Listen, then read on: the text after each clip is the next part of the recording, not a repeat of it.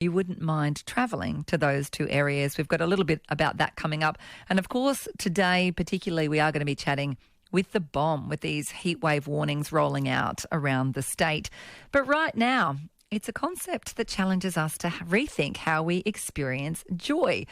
It's called Joyspan. Have you heard of it? It's not those fleeting moments of happiness, but something deeper, more sustaining and closely tied to our resilience. There's growing evidence that cultivating joy can help us recover from stress, adapt to challenges and even improve our overall well-being. Townsville's resident psychologist, Dr. Jo Lukens, joins you now. Dr. Jo, good morning. Good morning, Mel. Good morning to all the listeners. I'm very excited about this topic. I like the idea of this steady, long-term, sustainable joy. Before we get into what Joyspan means, can you start by really defining joy itself, particularly compared with happiness? Yes, so we do know that joy and happiness are very different experiences, but happiness obviously comes along for us and we certainly appreciate it when it's there. The happiness are often those short-term moments, the things that happen in as almost like a reaction to a situation that we're in. We seek out the pleasurable moments, the happy moments, but when we look at something like joy, we see that it's something that's longer lasting. So when we hear a term like Joyspan, the way I think of it is it's like lifespan with a bit of extra sparkle.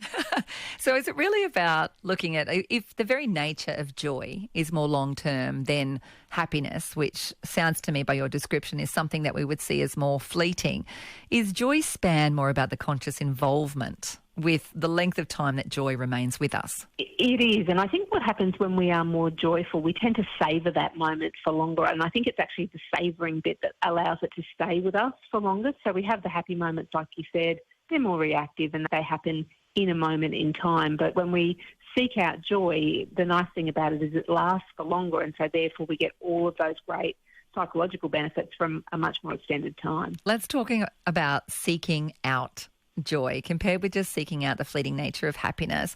What are some of those things that the research tells us do initiate joy?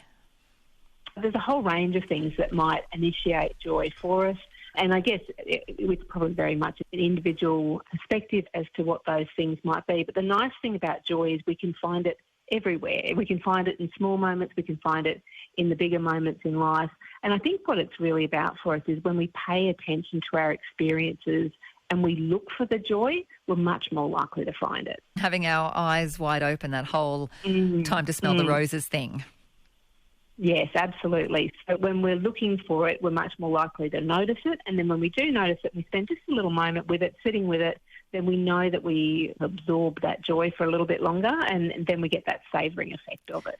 Jo, there's research suggesting that joy can strengthen resilience, and that R word has been bantered around a lot the last few years and no doubt a lot more into the future.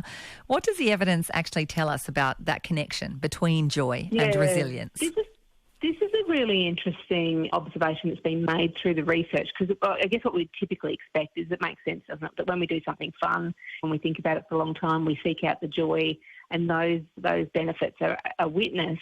But what we know is that when people are able to seek out joy, it almost provides us with a little bit of armoury, if you like. That's the way I like to think about it. So that when we do go through the challenges of life, we are able to recover from that more quickly in terms of that adversity, and we cope better with the stresses that are around us. So the really nice thing about seeking out joy as an ongoing practice, if you like, or a thing that we constantly build into our days and into our weeks, is that when life does go pear-shaped, because of course it doesn't mean that we won't experience those challenges along the way, we're better equipped to manage it, and we tend to recover faster from some of those disappointments in life when they come along. So in those acute moments, how can Joyspan be applied to high-stress environments like workplaces, caregiving, or during major life transitions? How do we consciously engage that to work for us in a moment that can be otherwise quite pressurised? Yeah, I think you captured it beautifully in your question there when you said, how do we consciously engage with it? And I think that's probably the key element for us, is that we know that all of our life we manage it better from a wellbeing perspective when we are paying attention. We use lots of different phrases for that, but mindfulness is a key term that many people are familiar with. So when we are intentionally noticing the small moments of joy, we know that can reduce stress in the single moment. And then when we create spaces and routines where people can connect with each other, we know essentially at its essence that people matter a great deal to us, but it's our human connections that really help us with our resilience and our well-being. And so humans are obviously a great place for us to find some joy.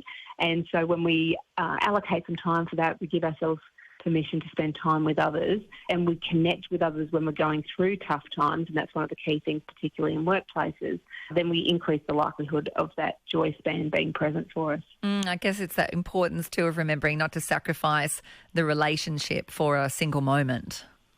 No, that's right. So those connections with others becomes incredibly important. In a workplace, it might be about some of the team rituals, the shared wins, how we supportively check in with each other. All of those things give us space to not only notice where the challenges are, but also to notice the good. And I think that's the one thing that we could all spend a little bit more time doing, is noticing the good and understanding how that came about. I often use the phrase that success leaves clues.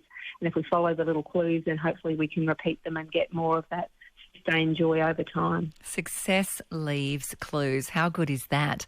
You are listening to ABC Radio. Dr. Jo Lukens from Townsville's resident psychologist is with us right now. I want to ask you, Jo, if cultivating Joyspan is something that anyone can do, or does it depend on personality, life circumstances, or privilege?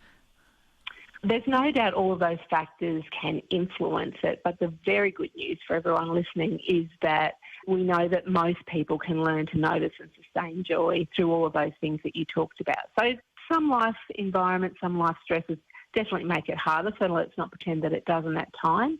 But even during adversity, joy span is something that can be cultivated. And in fact, that's probably one of the most important times to do it. And when we face those hard times, if we've been practicing it when things have been going well for us, then we're much better equipped to do it. So we know Joyspan, like most other things, it's built over time. And so little things that people can do is to think about gratitude, to think about savouring moments when they come along, and rather being too fixed on what's happening next. So spending a bit of time savouring what's gone was a great place for us to start. Dr. Jo Lukens, resident Townsville psychologist, thank you so much for your time today and speaking with us about Joyspan. Great to speak with you. Thanks, Mel. It is 11 to 11. You are